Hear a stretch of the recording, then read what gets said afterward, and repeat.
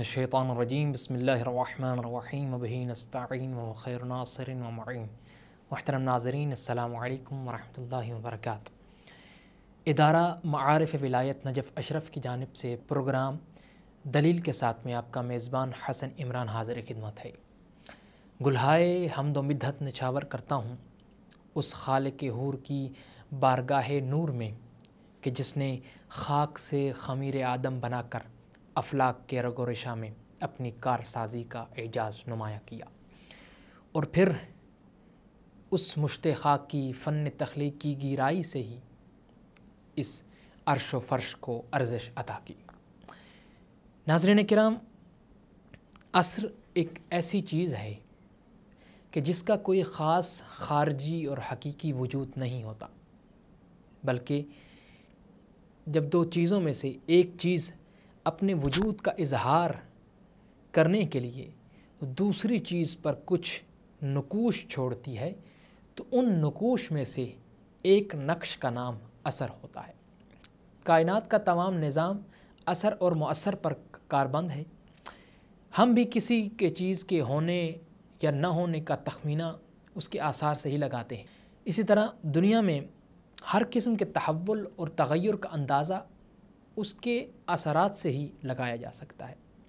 ناظرین کرام، ہماری گفتگو جو چل رہی تھی گزشتہ اقساط میں، وہ نظریہ ارتقاء اور ابتدائی تخلیق کے حوالے سے ہو رہی ہے۔ اس اہم موضوع پر گفتگو کرنے کے لیے ہمارے ساتھ موجود ہیں جناب علامہ جعفر علی یعصوبی صاحب۔ السلام علیکم ورحمۃ اللہ۔ علیکم السلام ورحمۃ اللہ وبرکاتہ۔ قبلہ صاحب، ہم نے گزشتہ قسط میں اور گزشتہ گفتگو میں چارلس ڈارون کے نظریہ ارتقاء اور اس کے تھیوری آف ایولیوشن کے متعلق آپ نے اس پر روشنی ڈالی، تو قبلہ صاحب، یہ نظریہ ارتقاء اور اس شہر آفاق نظریہ ارتقاء پر سب سے زیادہ مستحکم اور سب سے بڑی دلیل کیا پیش کی جاتی ہے؟ بسم اللہ الرحمن الرحیم، اللہم صلی علی محمد وآل محمد۔ اس کے حوالے سے جو چیز ذکر کی جاتی ہے کہ یہ آدمی متوجہ ہوا کہ کئی ایک چیزیں جو ہے وہ ماحول کی مناسبت سے ان کے پاس اعضاء و جوارح ہیں، ان کے پاس برداشت کی طاقت ہے، ماحول کے ساتھ انتہائی میچ کرتی ہیں، جس سے وہ نیچرل سلیکشن کا نام دیتا ہے۔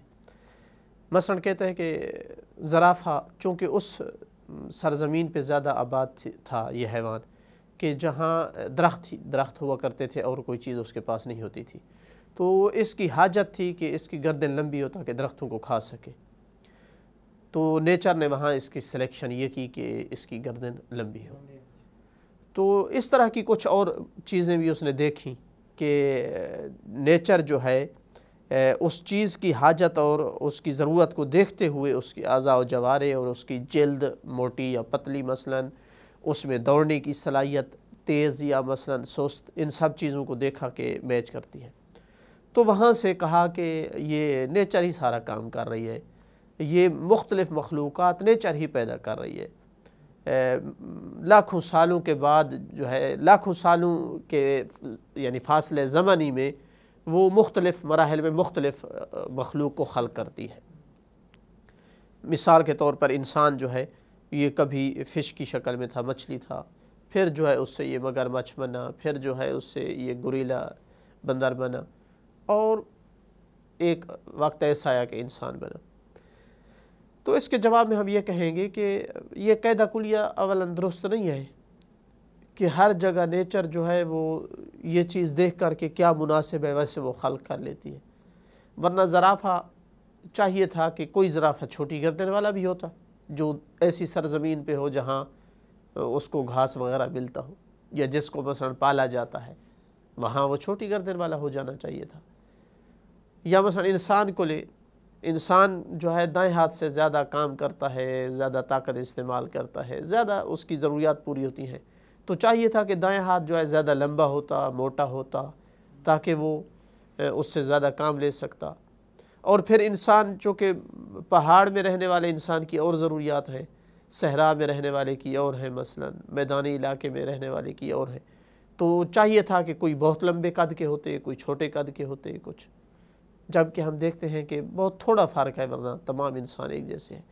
تو اس کا مطلب ہے کہ صرف نیچر کا کام نہیں ہے کہ وہ جیسے چاہے کرے، کوئی ایسی تقدیر بنانے والی ذات ہے کہ اس نے ساتھ حسن فطرت کا بھی خیال رکھا ہے کہ دایاں ہاتھ اگر لمبا ہو جائے، موٹا ہو جائے، وہ حسن نہیں رہے گا انسان کے اندر۔ تمام انسانیت کو جو ہے ایک جیسا اس نے بنایا ہے۔ تو لہٰذا یہ قاعدہ کلیہ ہر جگہ فٹ نہیں ہے جس طرح وہ کہتے ہیں۔ اور دوسری یہ بات کہ یہ چیز اگر مان بھی لی جائے کہ مثلا جو ہے وہ نیچر کا رول ہے، لیکن یقیناً نیچر اس حد تک نہیں ہے کہ وہ ایک مچھلی یا ایک بندر سے جو ہے وہ انسان بنا لے۔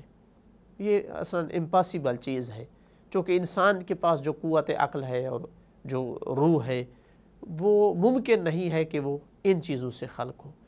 تو لہٰذا صرف اس چیز سے اندازہ لگانا کہ چونکہ زرافہ کی گردن لمبی ہے اور درختوں کی اس کو کھانے کی ضرورت تھی کہ گردن لمبی ہو، لہٰذا یہ دلیل بن جائے کہ نیچر جو ہے وہ اس نے ایک مخلوق خلق کی اور پھر اسی مخلوق سے دوسری اور پھر اسی سے ترقی کرتی گئی، یہ دلیل ہونے کے لیے کافی نہیں ہے۔ قبلہ صاحب، یہ بھی کہا جاتا ہے کہ، اور یہ ایک مستقل نظریہ ہے کہ انسان بندر سے وجود میں آیا، اور انسان پہلے بندر تھا اور پھر بتدریج اور گریجولی انسان بنتا چلا گیا۔ اور اگر ویسے دیکھا بھی جائے تو یہ ایک بندر اور انسان میں کچھ جہات سے شباہت بھی پائی جاتی ہے۔ تو قبلہ صاحب، کیا اس طرح یہ ممکن ہے کہ انسان بندر سے وجود میں آیا، یعنی کہ اس چیز کے کچھ امکانات پائے جاتے ہیں؟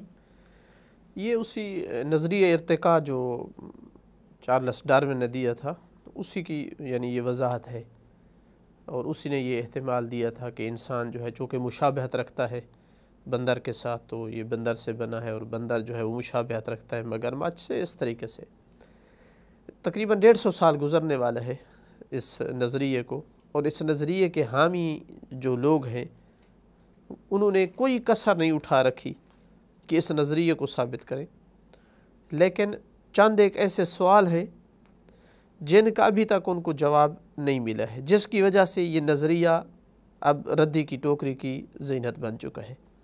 مثلا ان میں سے ایک سوال یہ ہے کہ اگر بندر سے انسان بنا ہے تو بندر اور انسان کے درمیانی مخلوق کہاں گئی ہے؟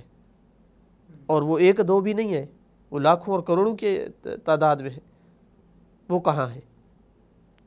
اسی طریقے سے مگرمچھ سے جب بندر بنا ہے، یقیناً کوئی چھلانگ نہیں لگی کہ آج مگرمچھ تھا اور صبح جو ہے اس سے بندر بن گیا ہے، تو اس کا کوئی جواب نہیں ابھی تک۔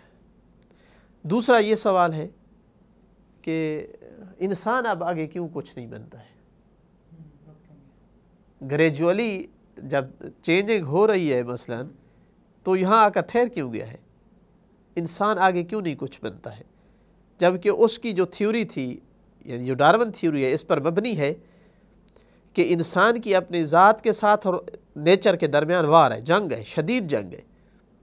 یہ اپنی ذات پہ حفاظت کرنا چاہتا ہے اور نیچر اسے کچھ اور بنانے کے چکر میں ہے۔ تو ہر حیوان جو ہے اور انسان بھی، اس کی جنگ ہے اس کی ذات اور اس کے نیچر کے درمیان۔ نیچر چاہتی ہے کہ اس کو چینج کرے جیسے پہلے کرتی آئی ہے۔ تو 150 سال گزر چکے ہیں، کیوں کوئی انسان کچھ نہیں آگے نہیں بنا ہے کوئی اور چیز؟ تیسرا سوال کہ آج کل کے بندر کچھ سمجھدار زیادہ ہو گئے ہیں، کوئی ان کے پاس دفاعی اسلحہ آ چکا ہے، وہ کیوں نہیں انسان بن رہے آج کل؟ مگرمچھ کیوں نہیں بندر بن رہے؟ مچھلیاں کیوں نہیں جو ہے مگرمچھ بن رہی؟ کوئی بھی چیز نہیں، کوئی تبدیلی بھی ہم نہیں دیکھ رہے۔ چوتھی چیز وہ یہ ہے کہ اس کا یہ نظریہ، یہ تھیوری کامن ہے، ہر چیز کے لیے ہے، نہ کہ انسان کے لیے خاص تھی، کہ یہ سب چیزیں گریجولی وجود میں آئی ہیں، مختلف چیزوں سے مختلف چیزیں بنی ہیں۔ تو پھر ذرا توضیح دینا، ہر چیز کے بارے میں بتائیں ذرا۔ چلو انسان کے بارے میں بتا دیا کہ بندر سے بنا ہے، بتائیں ہاتھی کس سے بنا ہے؟ مرغی سے بنا ہے، مرغی ہاتھی سے بنی ہے۔ پتھر کہاں سے؟ انسان سے بنا ہے، انسان پتھر سے بنا ہے۔ مثال کے طور پر مثلا پرندہ جو ہے وہ کسی کیڑے سے بنا ہے یا کیڑا پرندے سے، ہر چیز کے بارے میں بتائیں۔ آگ پانی سے بنی ہے یا پانی گریجولی جو بنتی رہی ہے، ہر چیز کی ذرا تفسیر دیں تاکہ واضح ہو۔ کوئی خبر نہیں ہے، صرف انسان کے بارے میں جو ہے ڈھول بجایا جا رہا ہے کہ بندر تھا۔ تو یہ ایسے سوال تھے جن کے بارے میں خود جو نظریے کا بانی ہے وہ پریشان گیا ہے اپنی زندگی میں، جی خود مرعوب تھا اس سے، اور اس پر کوئی اس کو یعنی پروف نہیں ملا اپنی زندگی میں۔ وہ اپنی کتاب the origin of species by means of natural selection, اس کے اندر وہ لکھتا ہے کہ کیوں ہم فطرت کو جو ہے، نیچر کو جو ہے تبدیل کرتا ہوا نہیں دیکھ رہے اشیاء کو، کیوں اس میں بدمزگی اور اضطراب کی کیفیت ہم نہیں دیکھ رہے، کیوں ہر نوع کو ہم اتنا مضبوط اور اتنا منضبط دیکھ رہے ہیں کہ ہر نوع اپنی جگہ پہ ڈٹی ہوئی ہے، انسان ہے، کوئی اس میں چینجنگ نہیں آ رہی، دوسرے حیوانات میں بھی اسی طرح ہے، درمیانی مخلوقات کہاں گئی ہے؟ کہتا ہے کہ میں انتہائی پریشان ہوں اس مسئلے میں۔ تو اس کا مطلب ہے خود وہ متردد تھا، مضطرب تھا اس نظریے میں، اور کہہ کر گیا ہے کہ اگر بعد والی دنیا میں بھی ان مخلوقات کے کوئی آثار نہ ملے تو یہ میرا نظریہ پھر باطل ہوگا۔ میرے نظریے کا حق ہونا، سچ ہونا اس پر ڈیپینڈ کرتا ہے کہ وہ درمیانی مخلوقات جو ہیں ان کے کوئی ہمیں آثار ملے، جو ابھی تک ان کے حامیوں کو 150 سال گزرنے کے بعد بھی نہیں ملے ہیں۔ تو اس کے بعد انصاف اور حق کے جو داعی لوگ ہیں انہوں نے اس نظریے کو جو ہے وہ اصلاً اس قابل بھی نہیں سمجھتے کہ اس کو ایک نظریے کے طور پر مطرح کیا جائے۔